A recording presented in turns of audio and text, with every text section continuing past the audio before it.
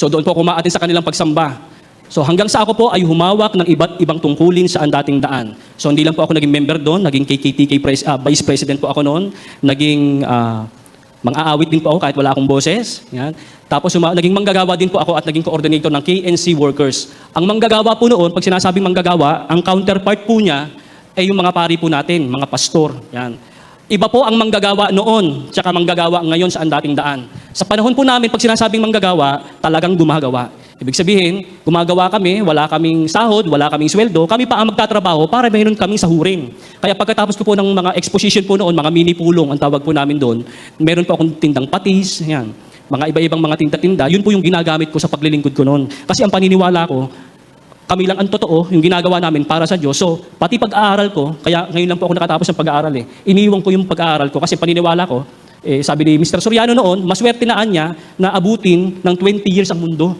Yun ang paniniwala po namin noon. Nung ginagawa po yung LRT3, yan, yung ginagawa po yun, pinagtatawanan namin yung mga gumagawa noon kasi bakit pa niya kayo gawa ng gawa, hindi nyo matatapos darating na ang Kristo. Meron pang sinabi si Mr. Soriano noon, bago pa daw madesisyonan ng Korte Suprema yung issue sa pangalan ng iglesia kasi dinimanda po sila ni Presida Acosta, dumating na ang Kristo. Ang dumating, Kristo ng sabong. Di ba? So dumating ngayon ang kautusan na pinagbabawalan si Mr. Soriano na gumamit ng kanyang iglesia. Ano yung reason ko bakit ako umalis? Una, ang paniniwala po namin noon sa dating daan, hindi kami yung iglesia ng Diyos. Di ba, Sis Josie, Ka-Angie? Hindi kami yung iglesia ng Diyos. Kami ay mga kaanib sa iglesia ng Diyos. Yun ang tindig namin sa mga debate noon. Pero ipinagtataka ko lang, bakit nagrehistro si Mr. Soriano ng iglesia ni Yahawaha at ni Yahawasaa Hamasayaha Incorporated? Nung inilabas po yung desisyon ng korte, no? Pinulong po kaming mga manggagawa, District 4 ng Rizal, sa San Mateo Rizal po yon. Sabi sa amin ng aming district minister, ang counterpart po nun ay obispo. Ang sabi po ng district minister, magtatanong ako, magmi-meeting tayo, lahat ng pwedeng itanong ng mga tao dahil sa nangyaring ito ay aaralin natin. Ano ang mga posibleng itanong ng mga tao? Isa po yan sa itinanong ko. Kung totoo na naninindigan tayo na tayo yung iglesia ng Diyos, bakit tayo yung mga kaanib sa iglesia ng Diyos at hindi tayo yung iglesia ng Diyos, bakit hindi natin inirehistro ang mga kaanib sa iglesia ni Yahawaha? Hanggang ngayon ay hindi po nila sinasagot yan sa television o sa YouTube. Baka meron po kayong nasa-search, inform niyo po ako. Wala po silang sagot dyan. At hindi po nila ngayon sinasabi yung kanilang rehistro na yon. Dahil ayon po sa mga nag-aral ng Hebrew, mali daw po yung translation ni Yahawasaa Incorporated. Ang nag-translate po nun si Ruth Soriano. Yan. Isa po iyon sa mga naging issue ko. Ano pa ang naging issue ko sa dating daan? Noon, kaya po ako umalis sa Haligit Suhay at sumama sa kanya dahil ang paniniwala po namin noon, ang sugo ng Diyos walang iba kundi si Nicolas Perez. Yan. Ang tawag, mayroon po kaming katawagan sa loob. Ang tawag po doon ay matatandang kapatid. Yung mga Haligit Suhay na naging miyembro po nila, tinatawag pong mga matatandang kapatid. Isa po dyan yung hipag ni Mr. Soriano, si Carl Lourdes Pernito. Kami po ang madalas mag-usap noon ni Kalulu. So, isa po iyan sa ipinagtataka namin, bakit lagi niyang inaatake si Mr. Perez sa pasalamatan? Sabi, itong mga ito, nagpasalamat po kami noon, itong mga maka-Perez yan. Gusto niyo lamunin niyo si Nicolas Perez. So, ganon. So, hanggang sa dumating ang pagkakataon, inunti-unti niyang baguhin ang doktrina ng dating daan. Isa po sa mga binago, hindi na po naabutan to ni Ka-Angie. Noon po sa Haligit Suhay, ang mga babae nila may belo. May belo. Pagka sila nananalangin. Nung umalis po si Mr. Soriano sa Suhay, nagtayo ng dating daan, yung mga kaanib sa Iglesia ng Diyos si Cristo Jesus, early 1980s, meron pa po yun. Meron pa pong belo. Pero ilang buwan lang, tinanggal na. So kung napansin niyo po, pabago ng pabago ang doktrina ng samahan ng dating daan. Isa po iyan sa, ninote ko po kasi baka makalimutan ko po. Ayan. Yan. At ito'y binabanggit ko rin kanina. Mahigpit po si Mr. Soriano pagdating sa abuluyan sa amin. Totoo po yon na hindi siya humihingi ng abuluyan ng koleksyon sa mga hindi kapananampalataya. Bawal na bawal daw kumuha ng abuloy malibang araw ng linggo. Di ba Ka-Angie, Ka-Josie? Yan. Pero natatandaan ko po noon, nagpasalamat po kami sa Pampanga. 2 araw po yon, Sabado at Linggo. So ang ginawa po namin noon, nagkaroon kami ng pagsamba araw ng Biyernes. So tinatanong ko, bakit tayo nagkaroon ng abuluyan ng araw ng Biyernes? Kung naninindigan tayo na unang araw lang ng Sanlinggo ang pagsamba. Sa dating daan po kasi, yung Sabado, paglubog ng araw, yun po ang itinuturing nila na linggo. Pero nagkaroon po kami ng pagsamba ng Biyernes doon sa Pampanga. Hanggang ngayon, hindi po yan sinagot ni Mr. Soriano. So ang ginawa ko po noon, dahil alam ng mga kasama ko, ang lalakas magbigay ng abuloy ng mga miyembro ng Andating Daan. Kilala po nila si Kavik Tan. Si Kavik Tan, isa sa pinakamayamang miyembro ng Andating Daan. Na nung si Carl Lourdes Pernito ay naging iglesia at naging kasama ko po noon sa Sentral, sinabi niya po sa akin, ito pa lang si Kavik Tan ay pumipila na ng munggo sa pasalamatan. Yung munggo para po yung sa mga dadalo na walang pera. Pero si Kavik Tan, ubos sa idna yung kanyang kayamanan. Pumipila siya dun sa munggo. Hindi, ako po ay naaawa sa mga nakasama ko dung malalakas mag-abuloy. Pag kailangan po ni Mr. Soriano, meron po kaming tinatawag na cut-off system. Halimbawa, mga kapatid, dinimanda ko ng iglesia, kailangan ko na 1 milyon. Kami ay iikot sa San Mateo. Kinabukasan, meron kaming 1 milyon. Meron ganun. So, napakalakas sila mag-abuloy. So, sabi ko, aalis ako sa dating daan. Aalisin ko yung mga nasama ko. Kung saan kayo gusto nyo pumunta, bahala kayo. Aalisin ko kayo dyan.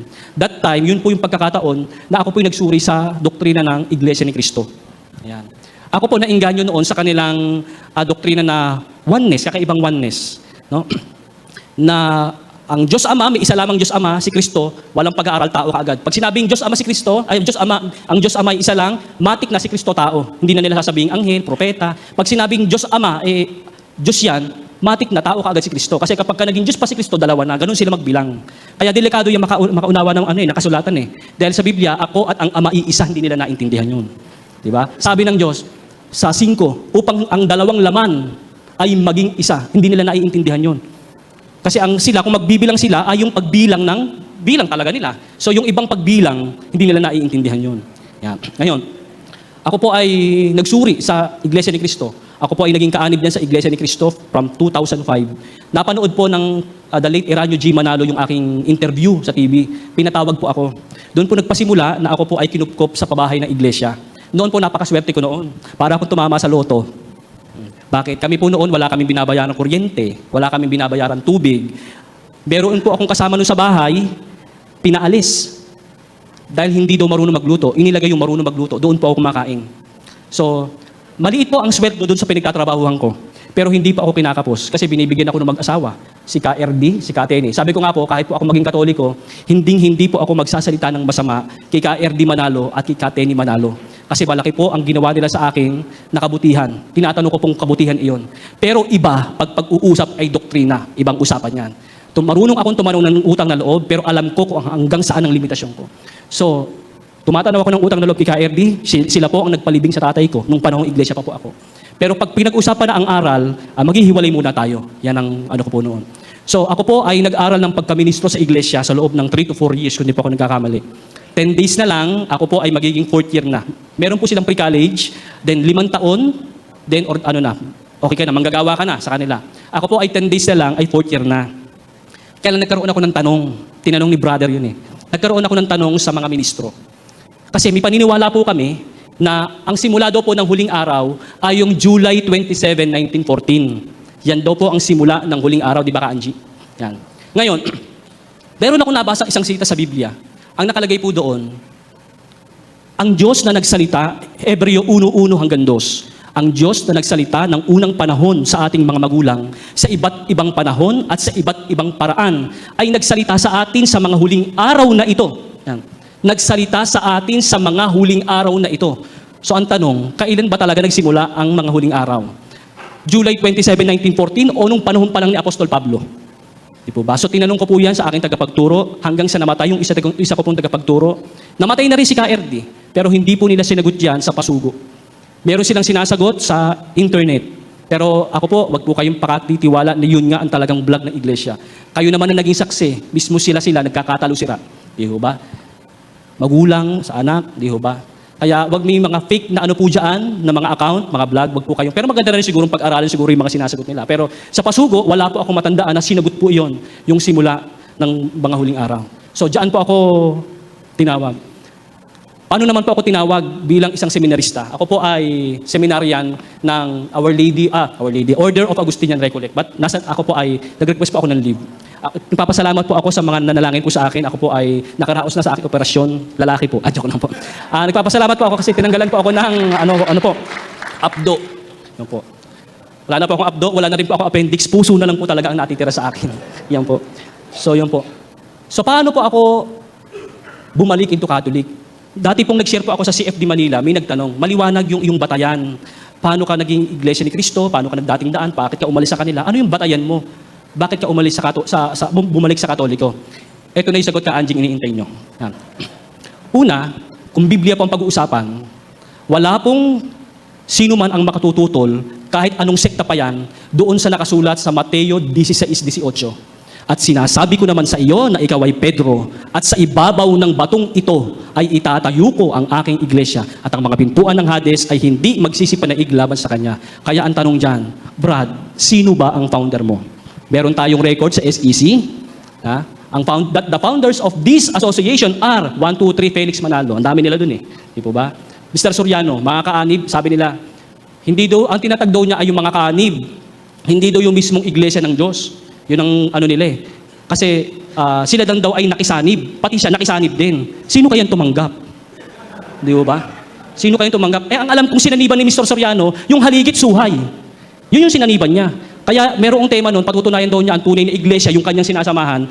Kailangang mabautismuhan doon sa kanyang samahan. Tanong, ikaw ba, Mr. Soriano, nabautismuhan ka ba sa samahan mo?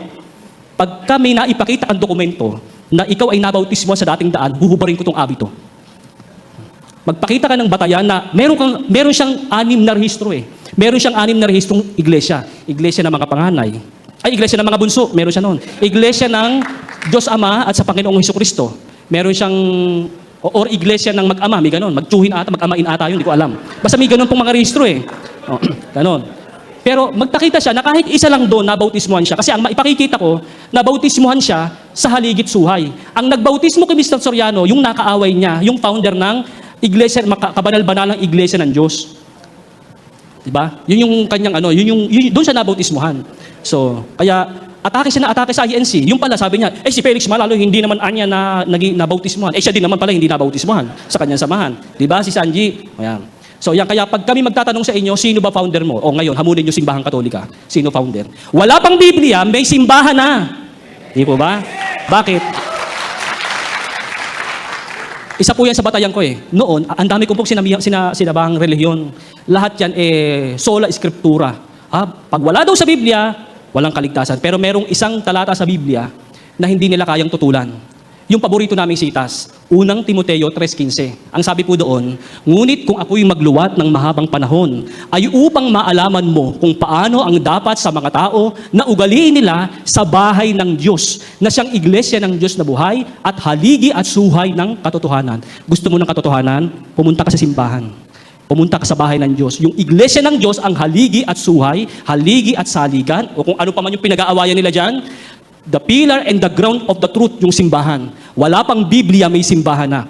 Kaya kung gusto mo ng katotohanan, kaya naalala ko yung sinabi ni Father Abe, yung Very Agustinian po yun eh. Naalala ko yung verse, yung sinabi ni St. Augustine na lumabas ako para hanapin kita, pero hindi kita nakita. Kasi ikaw pala ay nasa loob ko. Yun yung sinabi ni St. Augustine. So, ako yung ganun ang ginawa ko. Kasi ang paniniwala ko, walang tunay na Diyos dito sa Katoliko kasi lumuluhod sa mga Diyos-Diyosan. Yan. Lumuluhod sa pero tanggap namin lumuluhod kami sa tagapangamahalang pangkalahatan, pagka-ordinasyon. Okay lang yon. Pinakita ko nga sa kanila yung yung picture. Ayaw nilang maniwala. Meron po kasing mga iglesia talaga na ayaw nilang maniwala na meron talagang monumento sa loob ng sentral. Ayaw nilang maniwala. Kung hindi ko pa sinagkisis Angie yung picture, hindi siya maniniwala eh. Sabi ng mga iglesia, hindi naman namin sinasamba, hindi natin pinag-uusapan yan kasi kung maka-atake kayo sa Katoliko, marami kayong Diyos-Diyosan. Meron kayo niyan. Kayo ba wala? O meron din kayo niyan. Kung yun nga yung talagang sinasabi niyo sa amin. Meron din kayo niyan, kung yun nga yung pinupukol nyo sa amin. Kayo ba wala? Meron pa nga mga ganyan miniature eh. Di ba? Meron po nun eh. May isang kumuha po nun si Crispy. Yan. Meron nun. So yan po yung naging batayan ko. So, may mga bagay, sabi nga po sa 1 Thessalonica 2:15, kung di pa nagkakamali, ang pagtuturo ng mga alagad ng Diyos, ng mga pare, ay hindi lamang sa nasusulat, kundi sa pananalita. Kasi po, hindi naman lahat pwedeng letrahan. Wala kang mababasa sa Biblia na maligo ka araw-araw. Hindi ba? Pero pagka ginadap mo ba yun, nagkakasala ka? Hindi. Hindi naman na kailangan kasing sabihin yun eh. Merong pagtuturo. Yan ang kaibahan po natin sa ibang sekta. Hindi po sila relihiyon. Sekta, denominasyon. Kahit anong ipilit pa ng ibang relihiyon, sa ibang sekta na sila daw ay relihiyon na dahil malaki na daw sila, kaya na daw nilang mag-walk ng ilang ay hindi ho yan. Sekta pa rin po yan ng isang ng Kristyanismo pero po. So yan. So ang pagtuturo, hindi lamang sa pamamagitan ng sulat, kundi sa maging pananalita. Kaya meron tayong sinabi po kanina, di po ba? May oral tradition, meron din po tayong written tradition. Yan po. At siguro lastly po, baka meron po kasing gusto mag-ano. Yan. Yung karapatan, siguro, karapatan ng ano. Nagtataka lang ako, saan kaya kinuha ng mga relihiyon na yon yung karapatan ng pagtuturo? Magpunta ka kay appointed son of God, siya kasi pumunta ng bundok, 3 days, walang kain-kain, walang tulog-tulog, yun yung kanyang karapatan. Punta ka naman sa Marikina, hindi rin siya kumain, nakakita naman siya ng liwanag. Sabi ko naman, ikaw ba naman na walang kain ng 3 araw, hindi wala kang liwanag na, di ho ba makita? Ganon din naman nangyari doon sa Central, sa Diliman. Hindi rin kumain, hindi rin uminom. Uso talaga yung ganon no? Walang kain-kain. Meron pa po bang hindi kumakain? Baka may ibang liwanag po kayong makita. Yan. Doon nila kinuha yung kanilang karapatan. Pero yung karapatan natin, maliwanag po yung itinuro sa atin ni Father Abe, galing sa Diyos, mula sa mga apostol, yan. Walang hanggang pagkasaserdote ni Melchizedek. So yan po ang karapatan natin. Walang sino man ang pwedeng kumuha ng karapatan na yan. Ngayon, in line with the vocation. Siguro po, isa sa pinagpapasalamat ko, paano nga ba ako naging ano? So, share lang po ito, siguro mga 1 minute and 1 hour. Okay, joke lang. Paano po ako nakonbinse? So meron po ako mga scriptural, lately ko na lang po kasi na ano yung scriptural basis ko Pero paano po yung sabihin kong kakaiba o kakatuwang nangyari nung ako po ay ma-convert into Catholic? Bakit po ako ngayon naghahangad na maging isang pari? That time po, ako po ay member ng debating team ng iglesia. Kami pong dalawa ni Sis Crispy Perez, ang trabaho po namin doon, by the power na ibinigay sa amin ni Rizalito Ocampo, na kayo ay maging katulong ng debating team, gagawa kayo ng tanong. So yung mga tanong, aaralin namin. So gumawa ako ng tanong, mga ganyan. Yun yung ginagawa po namin. Pero that time, binigay po sa akin yung magazine ni Father Paul. Yan po ang umpisa, yung magazine ni Father Paul. Nanonood po ako ng Sunday TV Mass. So, that time, sabi ko, gusto ko maging pare. At yun yung pangarap ko noon pa. Sabi ko, gusto ko maging pare. Pero magulo ang utak ko noon. Ibig sabihin, hindi ko maintindihan nararamdaman ko kasi napaka-aktibo kong miyembro. Wala akong sa hinagap na ako po aalis talaga sa iglesia. Pero gusto kong maging pare. That time, umalis po ako ng Central, pumunta po ako ng Quiapo. Diyan po ako nagsisimba every Sunday. Ang ginagawa ko po noon, pagkatapos ko ng pagsamba sa iglesia, pag nakapagtaob na ako ng tarheta, sasakay ako ng FX papuntang Quiapo. For almost 2 years ginagawa ko po iyon. Sa pagkakaalam ko po na walang nakakasunod sa akin, pero meron pala nakasunod. Ang ginagawa po namin noon, meron po kaming palagdaan na nire-record po namin kung saan kami aalis. Kaya yung mga sinasabi mga dukutan issue, pag-aralan nyo mga kapatid. Nakalagay talaga doon. Hinahanap ko na nga po kung nasaan na si Crispy Perez, sana mag-text ka sa akin, Crispy, kung nasaan ka na. No? So ang nilalagay ko lang po doon, basta bibili lang ako, hindi ko sinasabing pupunta ako ng Quiapo. Yan. Minsan may isang janitress, nakita po niya yung table ko, may rosary.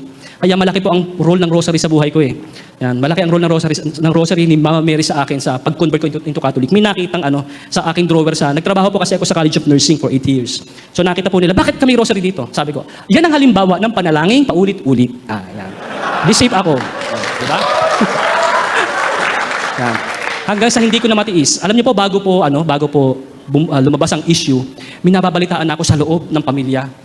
Manalo. Sa loob ng pamilya Manalo, minababalitaan ako. Kinakabahan na ako, sabi ko. Pero ini-ignore ko lang siya. Pero nasa puso ko na ho talaga na ako ay aalis, gusto kong magpare. So November 2011, yun po ang simula ng aking conversion story.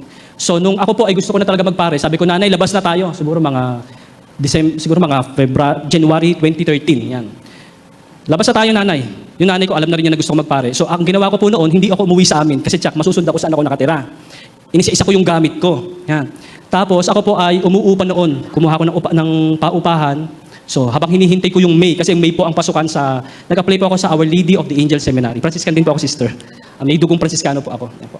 Ngayon po ay, so nung nag-decide po ako na umupa sa labas, pero ayaw pa ho nila akong payagang mag-resign kasi that time marami po talaga akong trabaho na yung mga exams ng mga bata, so mga passwords ng mga iba't ibang po sa College of Nursing, ako po may hawak. So, hintay po ako hanggang May. Pagdating ng May, whether they like it or not, aalis talaga ako. Nung nakapasa ako sa Our Lady of the Angel Seminary, sabi ko, ito siguro yung inaano ng Diyos sa akin, sabi ko. So that's the time na iniwan ko na yung pananampalatayang iyan. Then yung kumpil, may nagtanong kanina, tsaka po ako nagpakumpil, kasi ako pala nakumpilan sa hindi ko alam, Aglipay. Pati pala Aglipay, napuntahan ko. Yan. Kaya after po noon, hinahanap ko yung record ko, bakit wala akong kumpil? Yung pala, Aglipay pala ang nagkumpil sa akin. So kumpil po ako dyan sa St. Michael, the Archangel sa Malacanang. Diyan po kano. So, yun po sa awa po ng Diyos, ngayon po ay na andito po ako ngayon sa Order of Augustinian Recollects na niyayakap ko po ngayon kasi nagustuhan ko po yung buhay pananampalataya, yung buhay panalangin ng aming po samahan. Yan. Nagpapasalamat din po ako sa mga kapatid kong mga Recoletos sapagkat tinulungan po nila ako hindi ko naman po hinihingi pero kusa nilang ibinigay yung aking po operasyon. So maraming salamat po sa aking pamilya po. Siguro po hanggang dito na lang po baka meron po kayong gustong itanong, baka may hindi po sa inyo malinaw tungkol sa mga For our open forum po, i-limit po natin sa 4 questions po. So yung mga may gusto pong tanong, lapit lang po para po kay brother. Pila na po tayo para mas mabilis po. Pagka hindi ko po kayang sagutin, andyan po si Brother Melchor. Kasama ko po yun sa debate sa Novaliches. Brother. Okay, matagal ka sa INC, di ba? 8 years po. Kapag ka ang isang Katoliko namatay at gihaya ba, kanang tawag doon? Tagalog? Binurol, ang makikita mo, crucifix, di ba? Apo. Pero kapag ang Iglesia ni Cristo namatay, bakit ang inilalagay ibon na rebulto? Yung isa pa ho yun, di ba? Bakit? Opo. Yun ang tanong. Ano po kasi yun eh. Pero ang naglalagay lang naman po niyan, yung amuraw, kung di ako nagkakamali. Kasi yun lang po yung mga kapatid po nila eh. So siguro, hindi ko rin po alam, yung po kasing ibon, sumasagisag sa kanilang sugo. Ibong mandarambong po ba tawag doon? Hindi ko po, hindi ko po alam eh. So, yun po siguro. Alam niyo po, ang naalala kong ibon sa Apokalipsis, yung Babylonia Anya, naging tirahan ng mga karumal-dumal na ibon. Kaya mag-ingat kayo sa mga nagpapakilalang ibon sa silangan. Yan. Mga ibon, mga ganun po. Second question po, lapit lang po. Hello po. Opo. Ako nga po pala si Lorenzo de Jesus sa Las Piñas po, Bambo Organ Parish po. So sa meron lang po sana ako, hindi po siya tanong pero gusto ko pong makahingi ng tip. Apo. Kasi yung kaibigan ko po nakuha ng ang dating daan po. So sa po kasi sa Las Piñas po, mag-isa lang po yung parokya namin na nakatayo doon. Ako lang po yung kahit po unofficial CFD ako, proud ako na nakakapagturo ako historically, traditionally, yun po, and scripturally sa mga kasamahan ko po na mga kabataan sa amin. So doon po kasi sa amin, naganap po talaga kasi sa bawat kanto po may Gateway Church, hindi ko na po alam kung anong church yun, Apo. mga ganun. So may may kaibigan po ako na tumigas yung puso niya dahil nga po sa nakano siya sa dating daan. Apo. Ayun nga po, hindi na po siya yung dating siya. So nag-iba na po talaga siya tapos sinisisi niya po yung simbahan. Bakit daw po bilang lang daw po yung mga natuturuan. Tapos kung bakit daw po tayo lang daw po sinisisi niya po yung kaparian. Kung tayo lang daw po yung natuturuan ng mga doktrina, ganun po. So, gusto ko lang pong makahingi ng tip kung paano po siya mababalik sa pagiging Kasi, I cannot bear it na madepensahan ko yung sarili kong simbahan kung yung sarili kong kaibigan hindi ko po madepensahan. Yun po. Apo. Salamat po, Brother Lorenzo. Siguro yung sinasabi niyong tayo nagtuturuan, total batas naman ng Biblia yun eh. Mag-aralan kayo sa isa't isa, sabi sa Efeso. Ngayon, ako po ay isa ring naturuan. Yung naturuan ko, yung itinuro po sa akin, hindi rin po galing din sa isang tao. Galing po ito sa simbahan. Sapagkat ito po ang wag niyong aalisin sa isipan niyo, mga kapatid. Ang simbahan lamang ang makapagtuturo ng buong katotohanan. Ang simbahan ang haligi at saligan ng katotohanan. Pagka ang isang tao ay umalis sa simbahan, asahan niyo ang makukuha niyang katotohanan, partial truth, hindi buo. Ang salita ng Diyos sinasabi sa awit, ang kabuuan ng iyong salita ay katotohanan. Kaya wag po kayong magtaka, merong totoong sinasabi ang iglesia, hindi naman lahat. Baka 0.005%, mga ganon. Meron din naman tinuturong totoo ang dating daan, ang iba't ibang sekta. Pero ang tanong, sino ang nagtuturo ng buong katotohanan? Wala silang magisterium, wala silang Santo Papa. Sino magtuturo sa kanila? Ngayon, ang tanong, bakit pinapagmamatigas ang puso? Bakit pinapagmamatigas ang puso? Alam niyo, saksi dyan si Sis Angie. Si Sis Angie, ang ganda ng pagsasama nila mag-asawa. Sis Angie, pasensya na ha. Yan. Hiwalay siya. Hindi sila, magkasama sila sa bahay ngayon. Parang hindi sila mag-asawa. Yung lalaki, dating daan, si Sis Angie, iglesia. Kaya naging panata ako sa buhay ko. Pag ako naging pare, walang mag-asawang maghihiwalay ng dahil sa relihiyon. Yan ang pangako ko sa Panginoon. Yung pinuntahan namin ni Brother Melchor, muntik na rin maghiwalay yun. Yung kaibigan namin si Brother Mike, yung kanyang asawa, yung babae, dating daan, si Brother Mike ayaw umalis sa pagiging Katoliko. After ng mga pag-uusap namin, pumupunta pa po sila sa seminaryo noon. Para magtanong ng pananampalataya. Awa po ng Diyos, bago po ako maging pre-novice ng Augustinian Recollect, bininyagan po yung anak niya, isa po ako sa mga ninong. Yan. So siguro, brother, ang ano ko po doon, kasi wala po tayong magagawa pagkapuso talaga eh. Pagkapuso ang pinag-usapan, kailangan talaga natin ilalapit sa Diyos yan. Wala tayong magagawa dyan. So, siguro by means ng example ng buhay natin kapatid, pakilala mo sa mga CFD natin. So, kung gusto nila, doktrina, si Brother Melchor nasa likod mo, kausapin mo. Yan. So, yun. Saka, ang dating daan kasi, brother, akala nila, pag sila yung mga miyembro nila, pag nagsalita, akala nila, alam na nila yung buong yung buong katotohanan. Ha? Anong banal na halik? Anong banal na halik? Ganun sila magtanong eh. Tanongin mo miyembro, alam ba niya yung banal na halik? Saan niya nakatira ang Diyos bago lalangan ng langit at lupa? Kahit yung mga miyembro nga, hindi alam eh. Ewan ko si Josie kung alam nila yung turo doon sa Mahilig sila magpakita na akala nila ang galing-galing nila. Ganon. Pero walang alam yung brother, ginagarantiyahan ko sa'yo. Ganon. Impress lang sila kay Mr. Soriano. Pero kung meron sila ma-impress, mas impress pa nga ako sa teacher niya eh. Meron siyang teacher si Rodolfo de la Cruz, nakaharap ko din yan sa Bulacan. Yan ang ayaw harapin ni Mr. Soriano. Yan ang defense minister ng Haligit Suhay na nagturo kay Mr. Soriano, hindi niya hinarap. Yan. Kaya yung iba na i-impress dahil doon. So puso, wala tayong magagawa.